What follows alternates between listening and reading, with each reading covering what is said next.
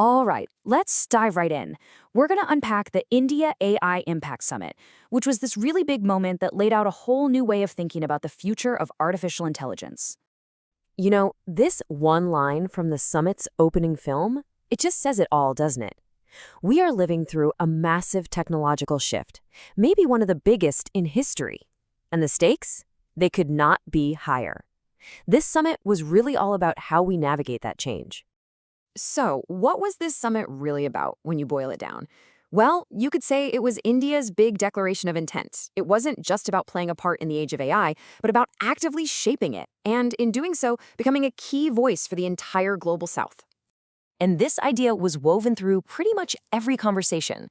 Instead of looking at this as some kind of zero-sum game for tech dominance, the vision they put forward was all about collaboration, about using AI to, build bridges between people. Now, before we can really understand where India's going with AI, we have to look at what they've already built. These huge ambitions, they aren't just coming out of nowhere. They're built on top of this proven, absolutely massive digital public infrastructure. I think French President Emmanuel Macron just nailed it with this quote. He perfectly captured the real-world impact of that foundation. See, it's not about abstract tech floating around in the cloud. It's about changing lives on the ground, empowering someone who was completely left out of the formal economy before. And this number? Wow, this really puts the scale of it all into perspective. India built the largest digital identity system in the world, covering 1.4 billion people. I mean, think about that. That's the bedrock that everything else is being built on. And the result of that foundation? India's digital payment interface now handles an incredible 50%, half of the entire world's digital transactions. This isn't some plan for the future. This is what's happening right now. It just goes to show they know how to deploy tech at an unbelievable scale. Okay, so you have this solid foundation. How do you build your own sovereign AI capabilities on top of it? Well, the strategy they laid out is this really comprehensive 5-layer AI stack. Let's walk through how it works. All right, let's break this down. It all starts at the top with real-world applications, AI that actually helps a farmer or a doctor. Then you go a layer down to the models. The idea is to create smaller, sovereign models that actually work in India's many languages, instead of just relying on these giant one-size-fits-all models from overseas. Now, the next layer is absolutely crucial: compute.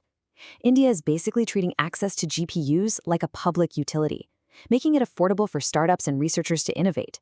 And of course, that's all supported by data centers and powered by a big push for clean energy.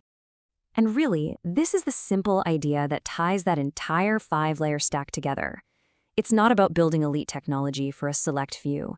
It's about getting these powerful tools into the hands of everyone. So that brings us from the technical how to the more philosophical why. I mean, what's the real driving force behind this whole strategy? It's a concept that came up over and over again: a human-centric vision for AI. And the summit drew a really sharp contrast here. You have the machine-centric approach, which is often focused on replacing people to make a profit. But the human-centric vision is completely different. It's about augmenting us, expanding what we're capable of. It's about designing systems that create progress from many people, not just for a few. To kind of put this vision into practice, Prime Minister Modi introduced this framework, MANAV. Now, MANAV means human in Hindi, which is perfect.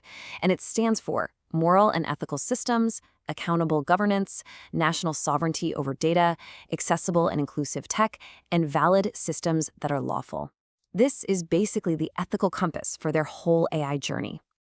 And just to keep everything grounded in reality, Google's CEO, Sundar Pichai, shared this great little story. He showed his 83-year-old father a fully self-driving car in San Francisco, and his dad's reaction just brought everything back down to earth. It's such a good reminder that frontier tech is one thing, but actually making it work for everyone in all the diverse and messy conditions of the real world, well, that's the real challenge. Now, this vision isn't just for India. The whole summit was framed as an invitation to the world to start thinking about AI differently, especially now, with all this intense geopolitical competition going on. President Macron again just summed up this shift in thinking so perfectly. The old model was a tech race where you either compete or you lose. But that's being challenged by a new reality.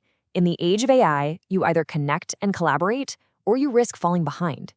This idea of intelligent convergence was a huge theme. And look, this wasn't just talk. this summit actually led to some concrete results. Major AI companies, alongside India's own innovators, signed on to the New Delhi commitments.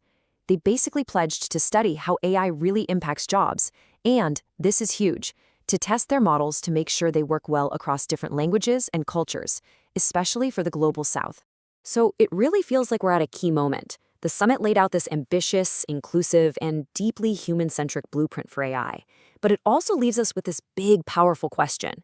Can this kind of vision truly reshape a world that, right now, is driven by a race for technological supremacy? India's answer is a clear invitation to try. But the journey to find out for sure has